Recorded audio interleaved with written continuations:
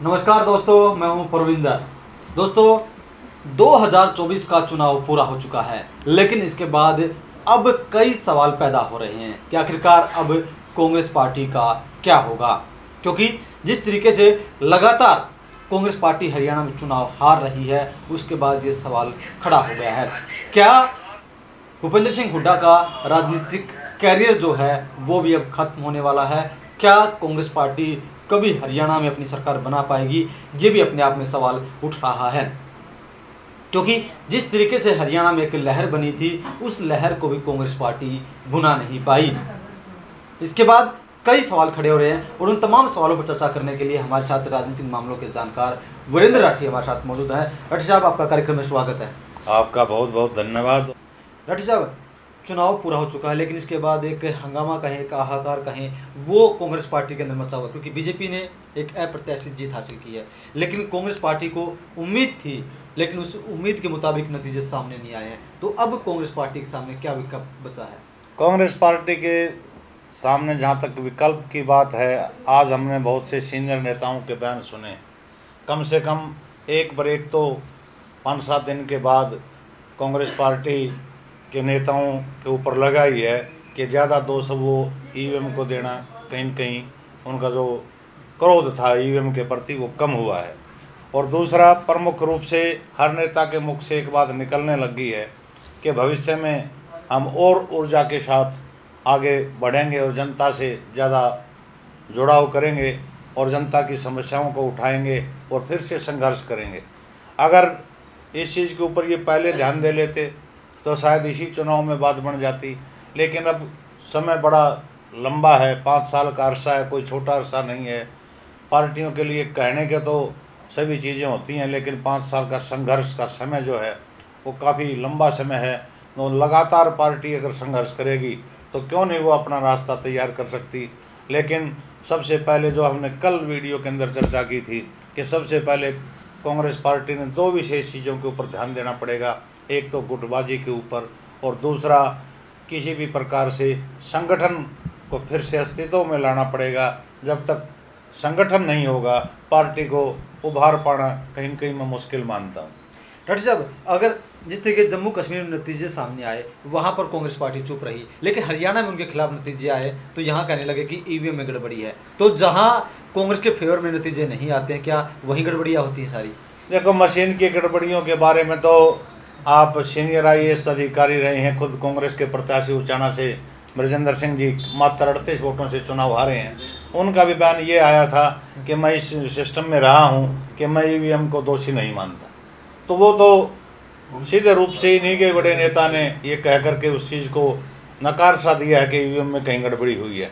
अगर ईवीएम में गड़बड़ी होती तो दिल्ली के अंदर जिस प्रकार से भारतीय जनता पार्टी लगातार पिछले 3-4 चुनाव हारती आ रही है, 3 बार वहाँ कांग्रेस की सरकार बनी, 3 बार वहाँ आम आदमी पार्टी के अरविंद केजरीवाल जी ने मुख्यमंत्री पद की शपथ ली, पीछे राजस्थान और मध्य प्रदेश के अंदर कांग्रेस की सरकार बनी थी, आज पीछे हिमाचल के अंदर कांग्रेस की सरकार आई, लोकसभा के परिणाम जिस प्रकार से आए, और हरियाणा में बहुत बड़ी उम्मीद मान करके कांग्रेस बैठी थी कि जनता के अंदर आक्रोश इतना है कि उनके पास कोई दूसरा विकल्प नहीं है कांग्रेस के सिवाय, तो उसको मामले को ये कैश नहीं कर पाई। और ये हारने के बाद थोड़ी छटपटाहट तो पॉलिटिशियन में आती है, लेकिन ईवीएम को दोष देना मैं नहीं मानता कि वो सही है। अब विधायक दल का नेता चुना जाना है, नेता प्रतिपक्ष चुना जाना है, तो आपको क्या लगता है, क्या हुड्डा शांत बैठेंगे या यहाँ पर भी वो 3-2-5 करने की कोशिश करेंगे? देखो, जहाँ तक नेता प्रतिपक्ष की बात हरियाणा प्रदेश के अंदर कांग्रेस के अंदर है, इसमें तो कोई दो राय नहीं कि सीनियर पॉलिटिशियन चौधरी भूपेंद्र सिंह हुड्डा जी हैं। 2 बार प्रदेश के मुखिया भी रहे हैं, पीछे अतीत में प्रदेश अध्यक्ष भी रहे हैं, और पीछे भी वो विपक्ष के नेता हैं, और पिछली प्लान के अंदर भी वो लीडर ऑफ अपोजिशन थे। अगर सीनियरिटी के हिसाब से देखा जाए, और आज भी जितने विधायक कांग्रेस के जीत करके आए हैं उनमें ज़्यादातर भूपेंद्र हुड्डा वोट से ही वो विधायक हैं। तो मेरा तो अपना व्यक्तिगत मत तो ये है कि भूपेंद्र हुड्डा जी को ही लीडर ऑफ अपोजिशन हरियाणा विधानसभा के अंदर कांग्रेस पार्टी चुनेगी। और अभी इन्होंने 18 अक्टूबर को जो है वो मीटिंग बुलाई भी है, उसमें अजय माकन जी, अशोक गहलोत जी, प्रताप सिंह बाजवा जी प्रमुख रूप से आएंगे। अगर पैरेलल हम नाम छोड़ देखें कि भूपेंद्र सिंह हुड्डा अगर किसी कारणवश नहीं बनते हैं, संभावना सबसे ज़्यादा भूपेंद्र सिंह हुड्डा जी के मैं मान करके चल रहा हूँ। तो अगर दूसरे लीडर की कहीं बात आती है, सीनियरिटी के नाम पे आप जाओगे, तो उसमें इस इलाके से तो कोई दूसरे नेता का नाम आएगा नहीं कि 7 बार के विधायक जैसे रघुवीर कादन जी ये उम्मीद पाल लें कि तुम भी सीनियर हो, 7 बार से विधायक हो। तो मुझे नहीं लगता कि ये पता है कांग्रेस पार्टी को कि ये इनका अंतिम चुनाव था। तो लीडर ऑफ अपोजिशन का पद ऐसे व्यक्ति को दिया जाएगा जो भविष्य में राजनीतिक रूप से सक्रियता बढ़ाए। उसमें 2-3 नाम और भी हैं। एक तो जैसे अशोक करोड़ा जी को हम मान के चल रहे हैं कि पीछे इनेलो के राजनीति का काफ़ी अच्छा खासा अनुभव उनका है, करीबी हैं। प्रदेश अध्यक्ष भी वो एक समय में अपनी पार्टी में जिसमें होते थे उस पार्टी के रहे, आज हुड्डा साहब के नज़दीकी भी हैं, कई बार के विधायक हैं, मंत्री भी रहे हैं। एक निर्मल सिंह जी हैं जो अभी चुनाव जीत करके आए हैं, और वो भी भूपेंद्र सिंह हुड्डा जी के बहुत काफ़ी ज़्यादा करीब हैं। तो ये संभावनाएं हम प्रकट कर रहे हैं। कुछ आदमियों ने तो नाम चला रखा है चंद्रमोहन का भी, लेकिन चंद्रमोहन बिश्नोई को मैं नहीं मानता कि वो इस पद के ज़्यादा पार्टी गंभीरता से उनके ऊपर विचार करेगी। वो धड़ों में बटे हुए नाम हैं, एक धड़ा दूसरे को आगे कर देता है, दूसरा दूसरे को आगे करता है। लेकिन ओवरऑल मिला करके अगर लीडर ऑफ जो अपोजिशन के लिए सही चयन होगा तो मैं तो एक ही नाम अपनी तरफ से कांग्रेस पार्टी को सुझाव दूंगा, वो माननीय भूपेंद्र सिंह हुड्डा जी हो सकते हैं। डॉक्टर साहब, जिस तरीके से आपने कहा कि नेता प्रतिपक्ष भूपेंद्र सिंह हुड्डा को होना चाहिए, और 2024 के चुनाव में हमने देखा कि जाट जिस तरीके से कांग्रेस पार्टी को सपोर्ट कर रहे थे, लेकिन जो दूसरी जातियां थी उन्होंने एक मुश्त होकर बीजेपी को सपोर्ट किया। तो क्या जिस तरीके से संकेत मिल रहे कांग्रेस पार्टी में कि इस बार कोई न कोई गैर जाट नेता जो है वो नेता प्रतिपक्ष होना चाहिए, तो क्या आपको इसी संभावनाएं लग रही हैं? देखो, इन संभावनाओं में दम तो है, लेकिन संभावनाएं कमज़ोर लग रही हैं।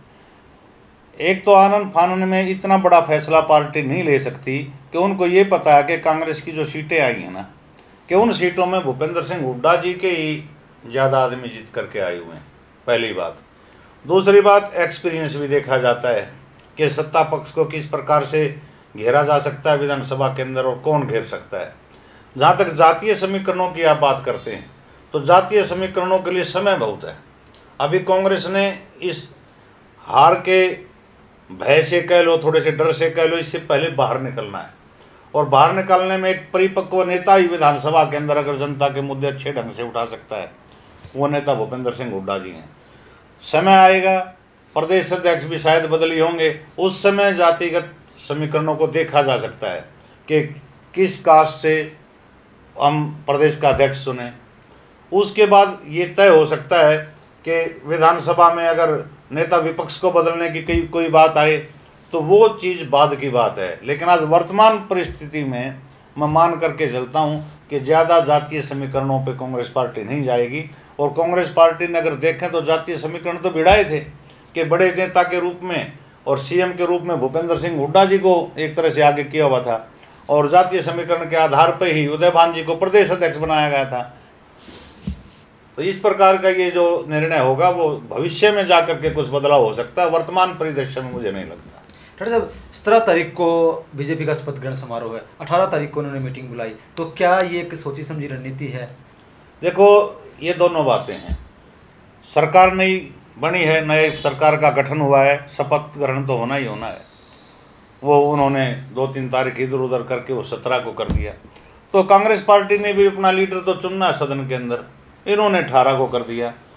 सरकार शपथ ले जाएगी 17 को, 18 को कांग्रेस पार्टी अपना नेता चुन लेगी। उसके बाद फिर मंत्रिमंडल का विस्तार, वो 17 को ही कुछ मंत्री बनाए जाएंगे या बाद में बनेंगे। एक दिन एमएलए की ओथ हो जाएगी विधानसभा के अंदर, सुचारू रूप से काम पटल पर आएगा। जनता के जो उम्मीदें हैं नई सरकार से, उम्मीद करते हैं कि भाई वो काम जनता के, जिन दलों ने जो जो वायदे किए थे उनके लिए संघर्ष करें और उनको इम्प्लीमेंट करने का काम करें ताकि जनता राहत महसूस करे। डॉक्टर साहब, पीछे रोहतक में एक मीटिंग हुई थी जिसमें कुमारी शैलजा भी आई, भूपेंद्र सिंह हुड्डा भी आए, लेकिन दोनों की बातचीत नहीं हुई। तो क्या खटास जो अभी भी इनके मन में है, क्या वो आगे चलकर भी पार्टी के नुकसान? वो बातचीत इनकी हाथ से नहीं हुई है। द ललन टॉप बड़ा टॉप क्वालिटी का एक चैनल है अपने देश के अंदर, उसमें इन्होंने शैलजा जी ने एक इंटरव्यू दिया था और उसमें ये प्रश्न उनसे पूछा गया था कि कितना समय हो गया आपको बातचीत किए हुए, तो उन्होंने करीब 4-5 साल का समय बताया कि मैं जब प्रदेश अध्यक्ष थी ये लीडर ऑफ अपोजिशन थे तो मेरी बात हो जाती थी।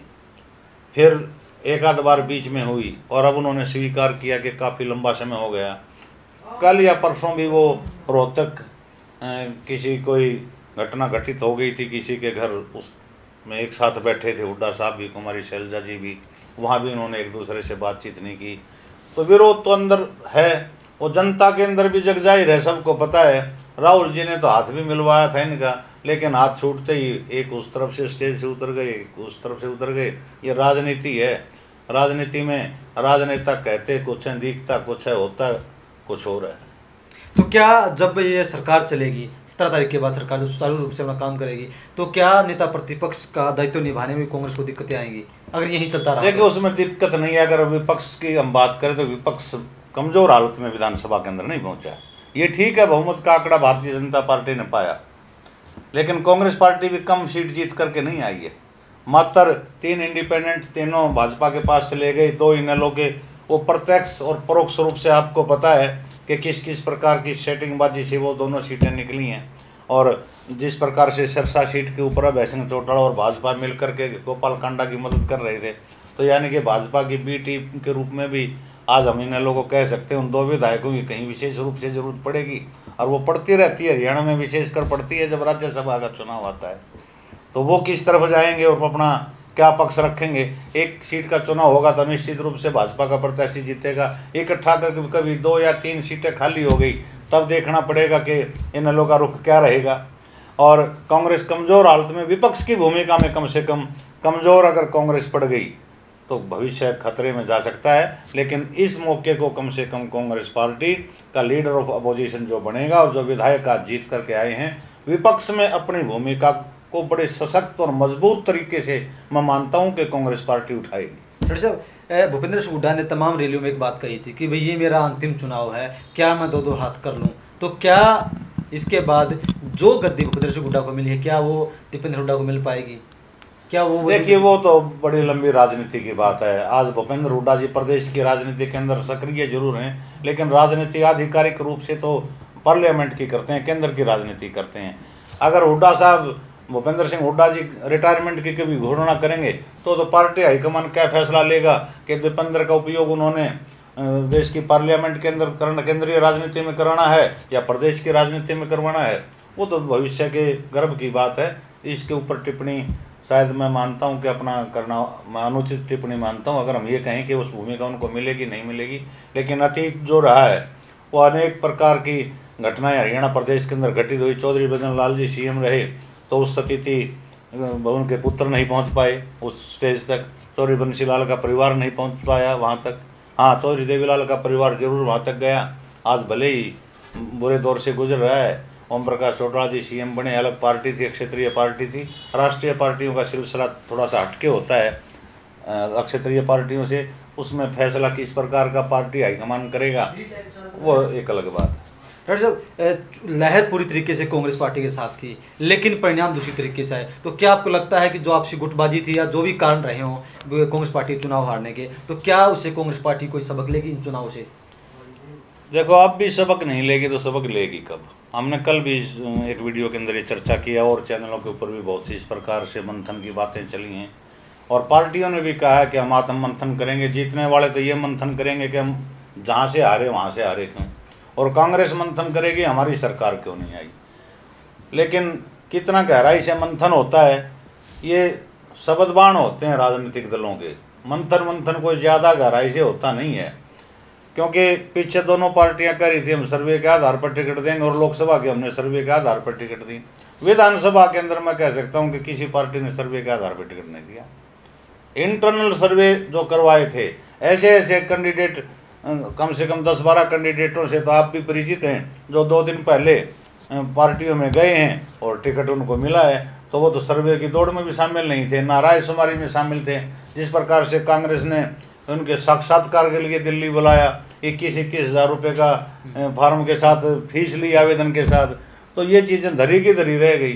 तो कम से कम ये तो कहने की बात होती है आत्म मंथन करेंगे, सीधा सा आत्म मंथन है। वो किसी ने, एक ने कहा कि भाई ये पार्टियां इतना ज़्यादा खर्च करती हैं इस मंथन के ऊपर कि हम किसी स्टेट में चुनाव क्यों हारे। तो एक बुजुर्ग ने कहा कि मैं बता देता हूँ, यहाँ बैठे बैठे बताता हूँ कि कांग्रेस चुनाव क्यों हारी। कोई पैसा खर्च करने की पार्टी को ज़रूरत नहीं।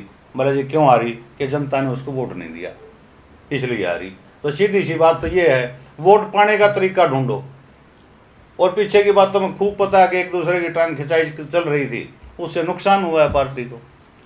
तो कहीं ना कहीं ये बात साफ है कि कांग्रेस पार्टी को उम्मीद जरूर थी, लेकिन उम्मीद के मुताबिक नतीजे कांग्रेस पार्टी को नहीं मिले और कांग्रेस पार्टी अब मंथन की बात जरूर कर रही है। और 18 तारीख को उनकी मीटिंग है सभी विधायकों की, इसमें नेता प्रतिपक्ष का चुनाव भी होना है। लेकिन कांग्रेस पार्टी अपना दायित्व तो अब नेता प्रतिपक्ष के रूप में कैसे निभाती है, ये भी अपने आप में एक बड़ा सवाल बना हुआ है। तमाम चर्चा करने के लिए राठी साहब आपका कार्यक्रम में स्वागत, धन्यवाद। आपका बहुत बहुत धन्यवाद।